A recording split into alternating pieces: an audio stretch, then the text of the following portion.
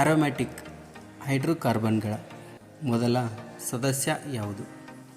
Aromatic ಹೈಡ್ರೋಕಾರ್ಬನ್ಗಳ ಮೊದಲ ಸದಸ್ಯ ಯಾವುದು?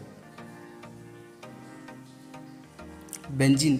ಇದು ಅರೋಮ್ಯಾಟಿಕ್ ಹೈಡ್ರೋಕಾರ್ಬನ್ಗಳ ಮೊದಲ ಸದಸ್ಯವಾಗಿದೆ.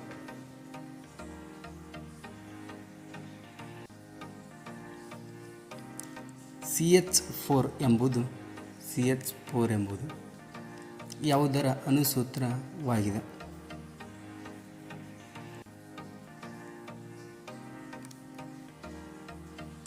CH4 ಎಂಬುದು ಮೀಥೇನ್ನ ಅನುಸೂತ್ರವಾಗಿದೆ. ಯಾವ ಇಂಧನ ಅತಿ ಹೆಚ್ಚು ಕ್ಯಾಲೋರಿ ಮೌಲ್ಯವನ್ನು ಹೊಂದಿರುತ್ತದೆ? ಯಾವ ಇಂಧನ ಅತಿ ಹೆಚ್ಚು ಕ್ಯಾಲೋರಿ ಮೌಲ್ಯವನ್ನು ಹೊಂದಿರುತ್ತದೆ? ಹೈಡ್ರೋಜನ್. ಇದು ಅತಿ ಹೆಚ್ಚು ಕ್ಯಾಲೋರಿ ಮೌಲ್ಯವನ್ನು ಹೊಂದಿರುತ್ತದೆ.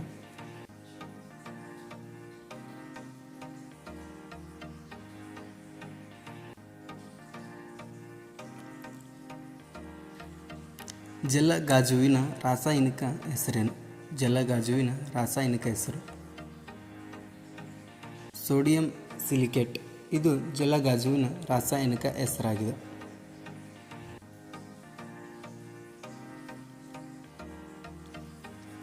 ನೈಸರ್ಗಿಕ ರಬ್ಬರನ್ನು ಗಡಸು ಮಾಡುವ ವಲ್ಕನೀಕರಣ ಕ್ರಿಯೆಯಲ್ಲಿ ಯಾವುದನ್ನು ಬಳಸುತ್ತಾರೆ? ನೈಸರ್ಗಿಕ ರಬ್ಬರನ್ನು ಗಡಸು ಮಾಡುವ ವಲ್ಕನೀಕರಣ ಕ್ರಿಯೆಯಲ್ಲಿ ಗಂಧಕವನ್ನು ಬಳಸಲಾಗುತ್ತದೆ.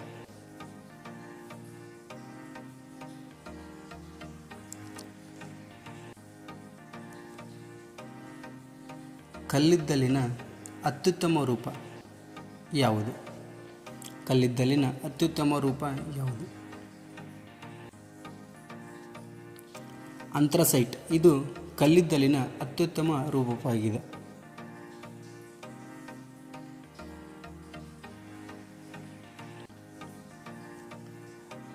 ರಾಜ್ಯಪಾಲರು ಕಾರ್ಯನಿರ್ವಹಿಸಲು ಮುಖ್ಯಮಂತ್ರಿಯನ್ನು ಒಳಗೊಂಡ ಸಚಿವ ಸಂಪುಟವನ್ನು ಒದಗಿಸುವ ಸಂವಿಧಾನದ ವಿಧಿ ಯಾವುದು? ಅಥವಾ ರಾಜ್ಯ ಸಚಿವ ಸಂಪುಟದ ಬಗ್ಗೆ ತಿಳಿಸುವ ವಿಧಿ? 363ನೇ ವಿಧಿ.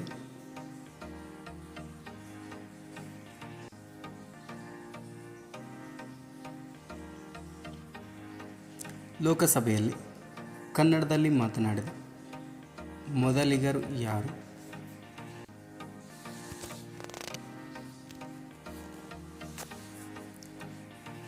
JH ಪಾಟೀಲ್. ಲೋಕಸಭೆಯಲ್ಲಿ ಕನ್ನಡ ಮಾತನಾಡಿದ ಮೊದಲಿಗ.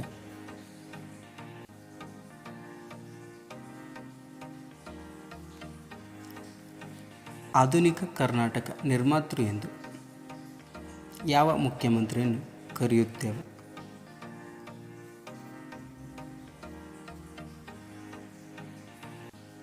ಎಸ್. ನಿಜಲಿಂಗಪ್ಪ.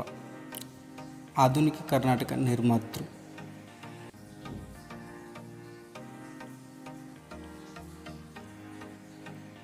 ವಿಧಾನ ಪರಿಷತ್ತಿನ ರಚನೆ ಬಗ್ಗೆ ತಿಳಿಸಿಕೊಡುವ ಸಂವಿಧಾನದ ವಿಧಿ?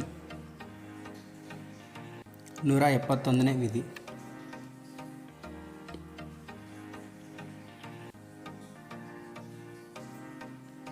ಕರ್ನಾಟಕದ ವಿಧಾನ ಪರಿಷತ್ತಿನಲ್ಲಿರುವ ಸದಸ್ಯರ ಸಂಖ್ಯೆ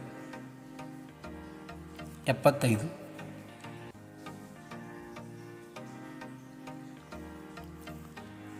ಕರ್ನಾಟಕದ ವಿಧಾನ ಪರಿಷತ್ತಿಗೆ ಪದವೀಧರ ಕ್ಷೇತ್ರದಿಂದ ಒಟ್ಟು 12 ಮಂದಿ ಆಯ್ಕೆಯಾಗುತ್ತಾರೆ.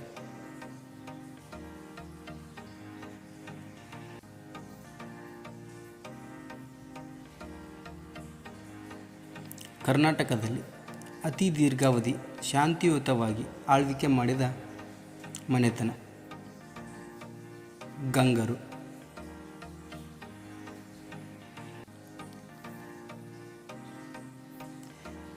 ಗಜಷ್ಟಕ ಮತ್ತು ಸೇತುಬಂಧ ಕೃತಿಗಳನ್ನು ಬರೆದವರು 2ನೇ ಶಿವಕುಮಾರ್.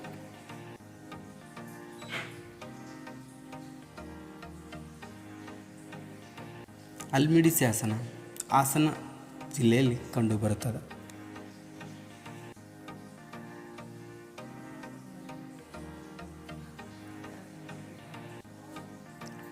ಕದಂಬರ ರಾಜಧಾನಿ ಬನವಾಸಿ, ಈಗ ಉತ್ತರ Kannada ಜಿಲ್ಲೆಯಲ್ಲಿದೆ.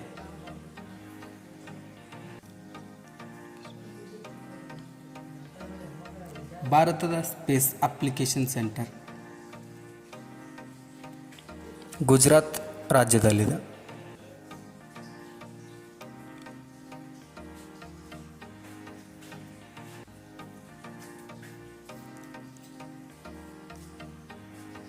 Geological survey of India, ಇದು ಪಶ್ಚಿಮ ಬಂಗಾಳದಲ್ಲಿದೆ.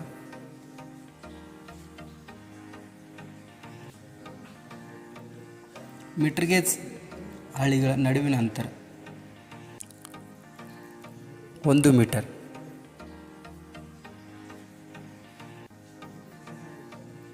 ಹುಬ್ಬಳ್ಳಿ, ಇದು ನೈಋತ್ಯ ವಲಯದ ಕೇಂದ್ರ ಕಚೇರಿಯಾಗಿದೆ.